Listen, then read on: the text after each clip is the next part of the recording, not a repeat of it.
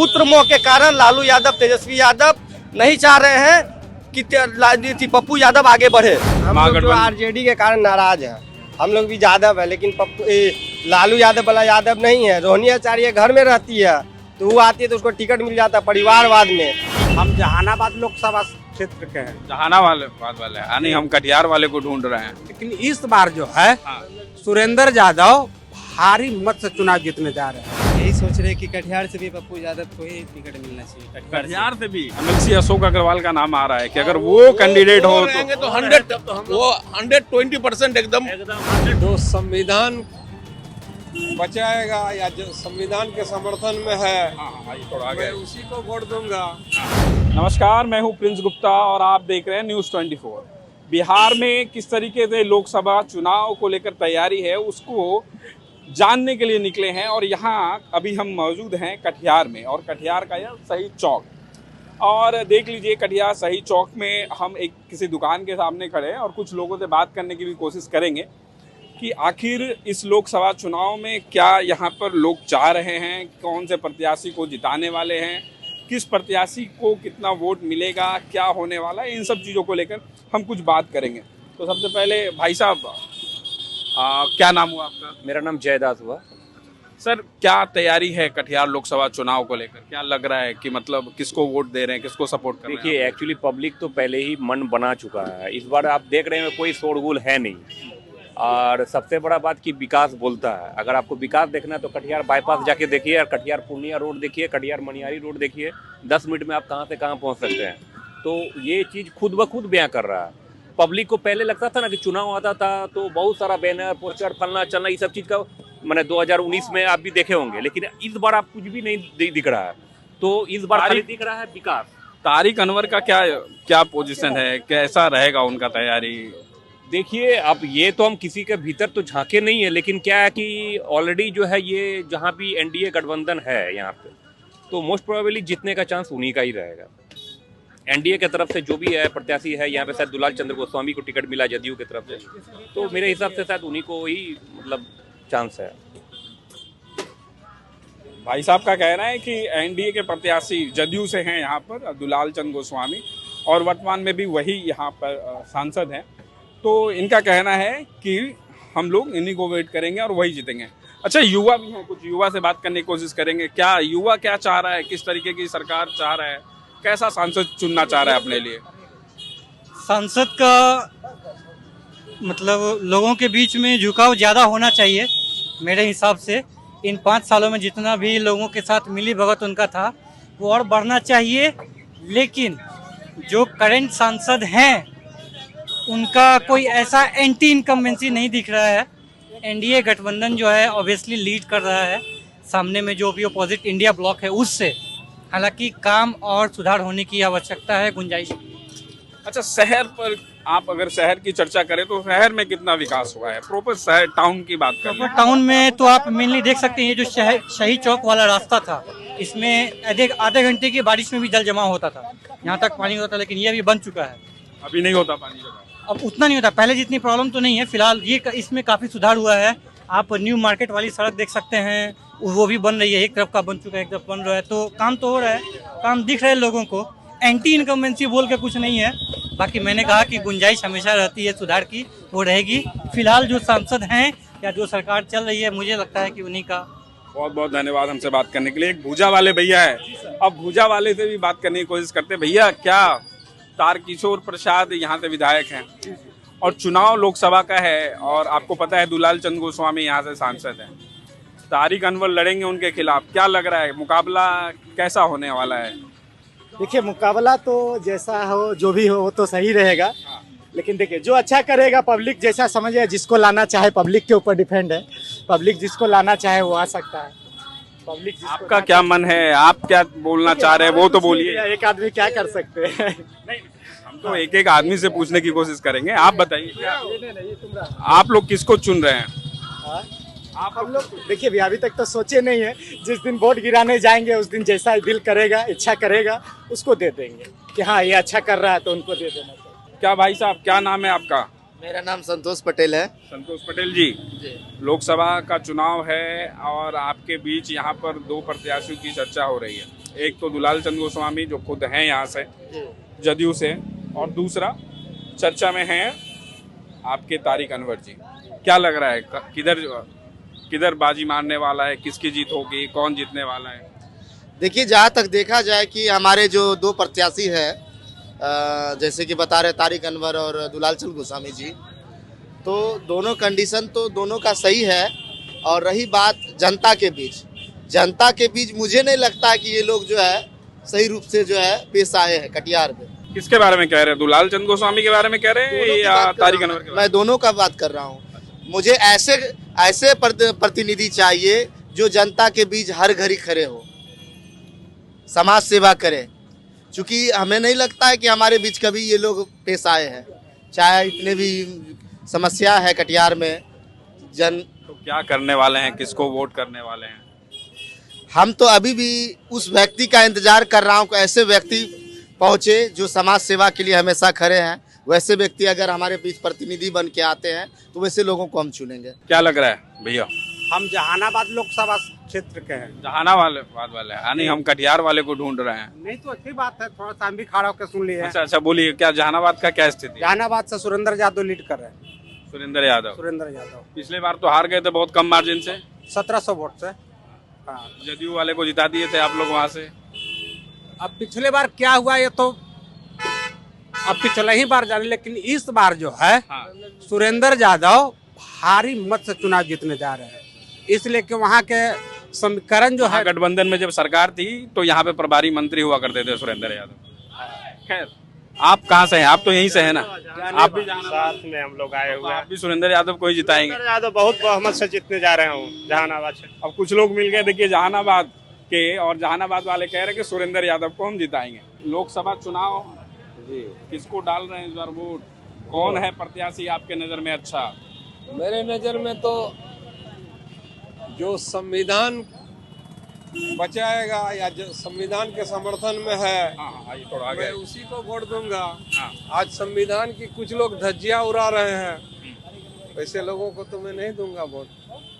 नहीं तो आप जो भी कह रहे हैं, थोड़ा सामने से कह रहे हैं, थोड़ा पीछे से कह रहे हैं। हम कह रहे हैं कि थोड़ा खुल के बोलिए, क्या कहना चाह रहे हैं आप? वोट के बारे में पूछ रहे हैं, तो इस बार तो पूरे देश के अंदर हवा है महागठबंधन का। ठीक है, महागठबंधन में जो भी महागठबंधन का हवा है, जो भी कैंडिडेट होगा उसी को समर्थन करेंगे। महागठबंधन में तो झोल दिख रहा है। क्या झोल है? ये देखिए, आपके बगल में पूर्णिया है, हमारे बगल में जी। पप्पू यादव गए भाजपा के विरुद्ध, सोचे कि भाई हम चुनाव लड़ लेंगे जी। एनडीए ने तो अपना प्रत्याशी वहां पे बना ही रखा है जी, कुशवाहा जी को। अब ये बताइए कि जब कांग्रेस से उन्होंने अपना पार्टी का विलय करा लिया, तो अब जो है वहां पे बीमा भारती को दे रहे हैं टिकट आरजेडी वाले, और कांग्रेस वाले अभी तो कुछ बोल ही नहीं रहे। पप्पू यादव का क्या होगा फिर उधर? तो उसका व्यक्तिगत है, वो 2-1 दिन में हो जाएगा। अच्छा। ऐसी कोई बड़ी बात नहीं है, सीट शेयरिंग हो जाएगा। भाई साहब नाना कर रहे हैं, क्या कहना चाह रहे हैं आप बताइए? देखिए, जितना जल्दी माननीय पप्पू यादव जी ये ले लिए, डिसीजन ले लिए, इतना जल्दी कंडीशन नहीं लेना था, डिसीजन नहीं लेना था।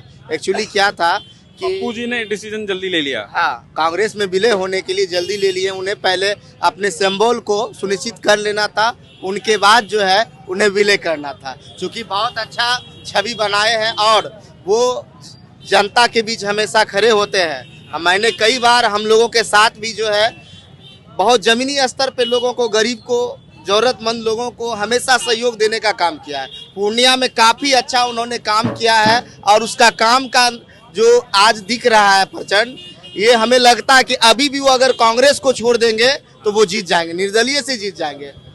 पूर्णिया से आपका कहना है कि पप्पू यादव निर्दलीय से जीत जाएंगे? हाँ, निश्चित। हमारा खुद ये मानना है कि वो कांग्रेस को छोड़ दे, अगर उन्हें सीट नहीं सुनिश्चित हो रहा है तो वो छोड़ दे। तो और भी कुछ लोग हैं, उनसे भी बात करेंगे। युवा है, खास करके युवा क्या सोच रहा है, कैसा सांसद अपने लिए चुनना चाह रहा है कटिहार में, और खास करके आपको क्या लग रहा है कि यहाँ पर दुलाल चंद गोस्वामी का जो कार्यकाल रहा है अब तक, किस तरीके से काम किए हैं?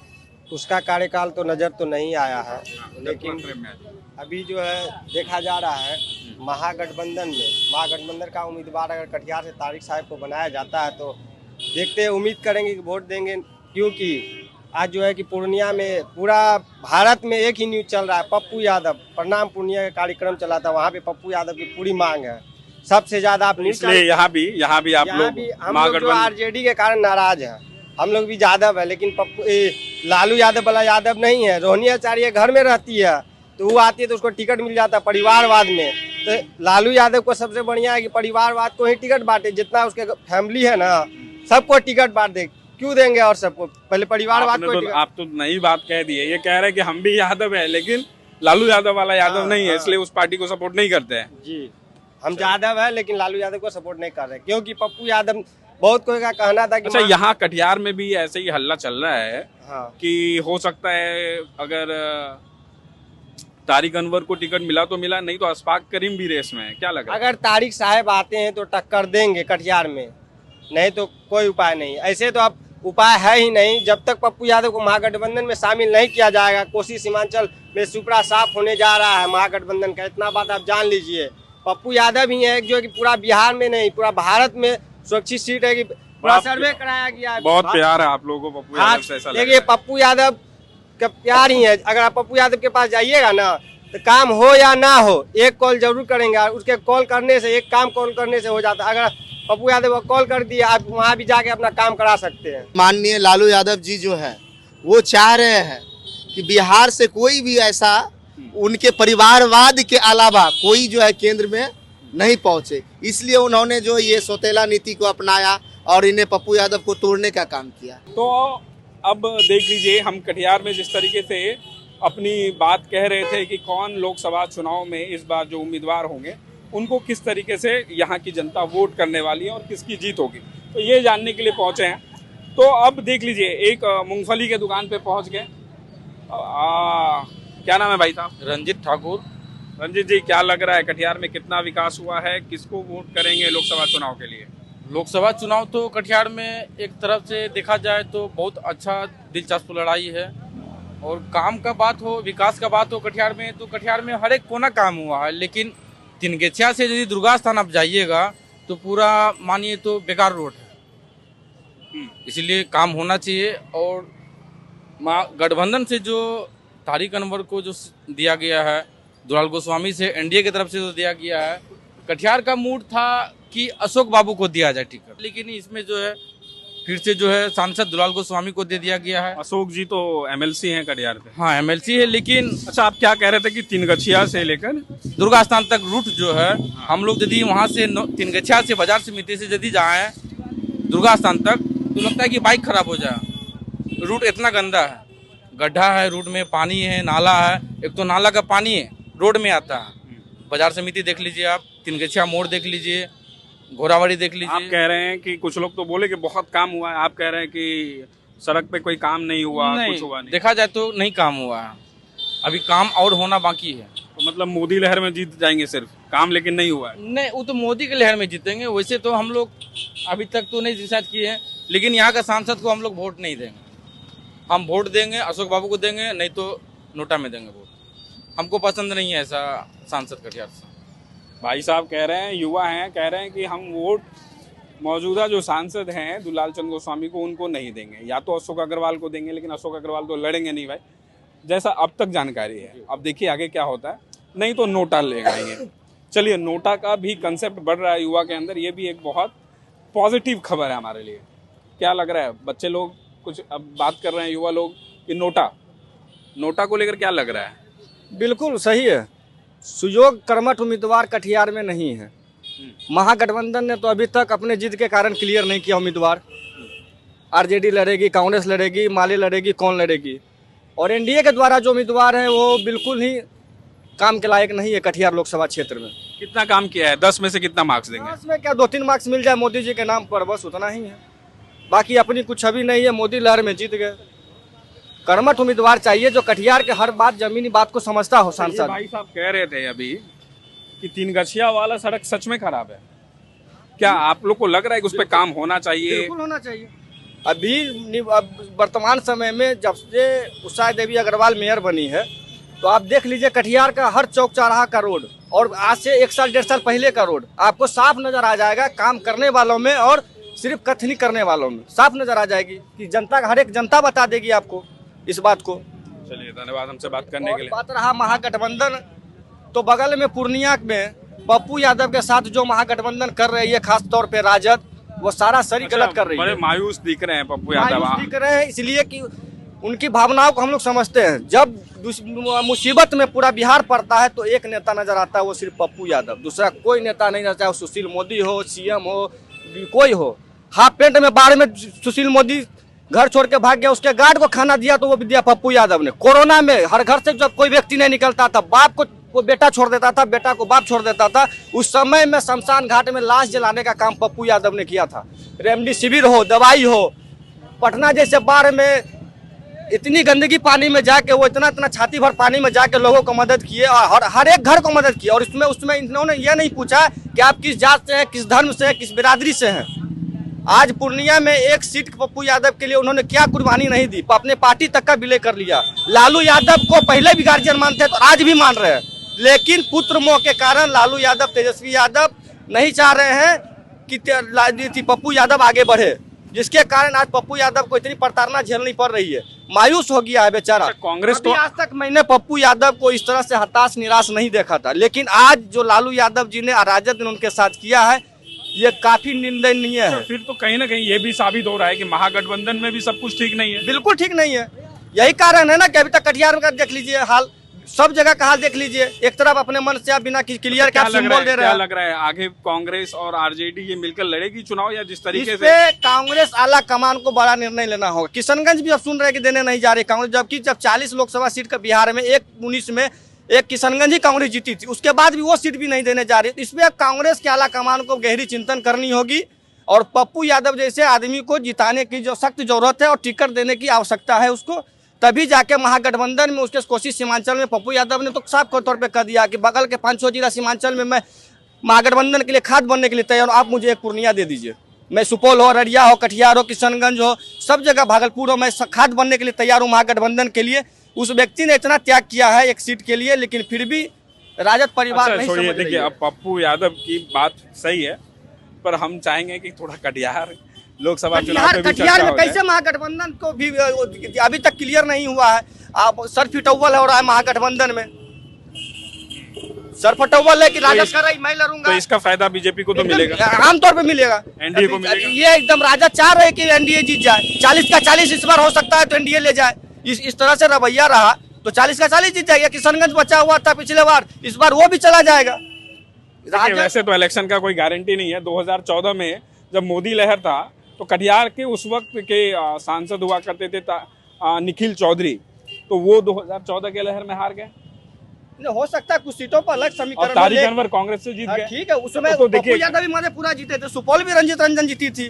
तो ये कोई बड़ा बात नहीं, लेकिन महागठबंधन में आपसी सामंजस्य के कारण 40 का 40 हो सकता है तो एनडीए जीत के ले जाएगी, जो पहले उन्होंने दावा किया है। और कहीं ना कहीं हो सकता है तो राजद और भाजपा में डील हुई होगा, इसी के कारण ये सिर्फ फिटौवल चल रहा है ताकि आगे हम लोग ना बढ़ पाए। राजद और भाजपा में डील हो गया, बिल्कुल हो सकता है। चलिए आगे बढ़ते हैं और कुछ लोगों से बात करते हैं, और थोड़ी देर में हम कोशिश करेंगे कि वीडियो का भी समापन कर दे।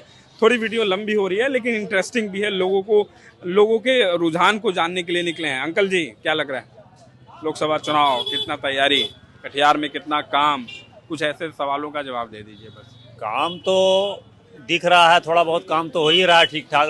बहुत ऐसे जगह हैं जहाँ की बहुत ज़रूरी है, जिस तरह की भाई साहब बताएंगे 3 गछिया रोड, ये तो मस्ट है एकदम, क्योंकि वो काउंटिंग भी उसी रास्ते में होती है, जो इलेक्शन की जो काउंटिंग होती है। दिखता नहीं क्या यहाँ के नेता को? यहाँ लोगों को, यहाँ के नेता को तो 5 साल तक दिखा ही नहीं है। और अब जो है ये कंडीशन है कि इस पर तो आवाज़ उठनी चाहिए कि 3 गछिया रोड हो गया आपका, ये तो बनना बहुत ही ज़रूरी है। एक स्टेशन रोड भी है उसमें शामिल है, जो कि रोड पूरी तरह से डैमेज है। उससे अच्छी रोडें तो बनी, मगर वो रोड जिनको बनना चाहिए आज तक नहीं बना। चारों तरफ तो बड़ा शोर है, बहुत काम हुआ, कटिहार में विकास हुआ। लेकिन ये जो मेन जो आप रोड बता रहे हैं, ये 3 गछिया वाला और ये जो आपका स्टेशन वाले जो रोड हैं, जो कि बाहर से लोग आते हैं, स्टेशन उतरते हैं और देखते हैं रोड, तो बोलते हैं ये कैसा स्टेशन है, कैसा कटिहार का रोड है। वो यहाँ सारा जो है इस तरह से मतलब कि बहुत अजीब टाइप से वो बोल करके यहाँ से निकलते हैं, हम लोग को बहुत शर्मिंदगी होती है। और जहाँ तक कैंडिडेट की बात है तो कैंडिडेट तो कटिहार में नहीं देख रहे हैं कि बीजेपी की या जदयू की तरफ से कोई भी ढंग का कैंडिडेट है यहाँ पे। वो बहुत बुरा हाल है। इस बार तो हम लोग अगर दुलाल चंद्र गोस्वामी अगर उठते हैं तो हम लोग तो नहीं देंगे वोट। उठते क्या, उठ चुके हैं। हाँ, अगर वो उनको अगर टिकट दिया जा रहा है। हाँ, क्या कह रहे हैं भाई साहब, क्या कह रहे हैं? जदयू का भरोसा करे कैसे करें? कोई तो भरोसा दे, हाँ, कोई तो गारंटी ले। जदयू में तो खैर मोदी जी की तो गारंटी है ना भैया। मोदी जी गारंटी ले ले, नीतीश कुमार उनके साथ में हमेशा रहेंगे। पत्रकार हो, आप ही ले लो। हम तो गारंटी लेने नहीं निकले, हम तो आप लोगों का मन लेने निकले हैं। क्या मन है असल में उनका भरोसा करके कौन सा भरोसा से? अच्छा वो बात, अच्छा ठीक है। हमारा एक छोटा सवाल है, ये बताइए कटिहार के जो मौजूदा सांसद हैं उनका कार्यकाल कैसा रहा और 10 में से कितना नंबर देते हैं उनको? घर से निकलने बोलिए, थोड़ा बाजार में घूमने बोलिए, अगर 50 आदमी पहचान जाएगा, हाँ मेरा वोट उन्हीं को। ये कह रहे हैं इससे बड़ा बात और क्या हो सकता है? नहीं, ऐसी बात मत। 5 साल आदमी को पहचान बनाने का बहुत सारा समय मिलता है। हाँ। बहुत बड़ा समय होता है 5 साल। 5 साल में हम आज तक उनको देखे ही नहीं है, चेहरा नहीं देखे उनका। हम तो दो काम की बात तो छोड़िए, चेहरा तक नहीं देखे। क्या बात कर रहे हैं भैया, आज ही तो आप आए हुए थे। आज ही आए हैं, आज इलेक्शन का समय आ गया है तो अभी तो थोड़ा वो इधर उधर तो घूमेंगे ना। अभी तो उनको कलेक्शन करना है, सारा वोट लेना है, तभी तो घूमेंगे ही। हम तो नहीं देखे अभी तक 5 साल में। हम तो वोट किसको दे रहे हैं, यही तो समस्या है। कंफ्यूजन हो रहा है अभी तक कोई क्लियर नहीं है। लेकिन ये अगर ये जदयू का कैंडिडेट अगर ये रहते हैं तो हम पर्सनली बता रहे हैं, हम तो नहीं देने वाले। MLC अशोक अग्रवाल का नाम आ रहा है कि अगर वो कैंडिडेट हो तो 120% एकदम 100। हम लोग कोई पार्टी बेसिस पे नहीं जानते। अशोक भैया को पर्सनली जानते हैं हम लोग, पूरा कटिहार वासी, पूरा कटिहार का डिस्ट्रिक्ट के लोग। हाँ, उनको सब प्यार करता है। उनका काम कैसा? उनका काम के बारे में बोलना ही नहीं है। वो उनके काम के बारे में कुछ बोलना ही। फील्ड में घूमते हैं, वो फील्ड में घूमते हैं और काम को देखते हैं, करवाते भी हैं। हर आदमी के सुख दुख में रहते हैं। हम उनका सम्मान भी करते हैं, हम जाते हैं, मिलते भी हैं उनसे, जब कोई जरूरत पड़ता है तो सुनते भी हैं। अच्छा, ये तो देखिए शीर्ष निर्णय को तय करना है कि किनको वोट दे, किनको देना है टिकट। पिछले 15 साल से एक भी बीजेपी कैंडिडेट को नहीं दिया गया है यहाँ पे, जबकि कटिहार में लोग चाहते हैं कि बीजेपी कैंडिडेट को दिया जाए। लेकिन अभी तक जो है बीजेपी कैंडिडेट, आज अभी इस बार भी आस लगाए हुए थे कि लोग कोई बीजेपी कैंडिडेट देगी। नहीं, देखिए बीजेपी और जदयू का सीट का बंटवारा हो चुका है, तो वो कहीं ना कहीं मजबूरी भी है या मजबूरी, आप ये कह लीजिए कि मतलब उस तरीके का कुछ है। जदयू का जो कैंडिडेट है ना वो लायक नहीं है, कटिहार के लायक। जदयू से खासा नाराजगी है कटिहार के अंदर। और कटिहार लोकसभा चुनाव को लेकर जो हम चर्चा कर रहे हैं, तो देख लीजिए जो मुख्य रूप से बात आ रही है कि कटिहार के अंदर काम नहीं हुआ है। कटिहार के बाहरी इलाकों में आप जितना भी काम का चर्चा कर रहे हैं, ठीक है, लोग मानने के लिए तैयार हैं, लेकिन कटिहार शहर के अंदर जो खास करके तीनगछिया से लेकर दुर्गा स्थान, जो कि बहुत ही इम्पोर्टेंट मार्ग भी है, इस मार्ग पर काम नहीं हुआ है। इससे खासा नाराजगी है लोगों में और रोड की जो स्थिति है वो बहुत ही बेकार है। और जो खास करके जो लोग हैं जिनसे बात कर रहे हैं, तो वो ये कह रहे हैं कि देखिए अगर कुछ लोग तो कह रहे हैं पप्पू यादव को यहाँ से उठ जाना चाहिए क्योंकि उसकी पकड़ है, पप्पू यादव की कटिहार में भी पकड़ है।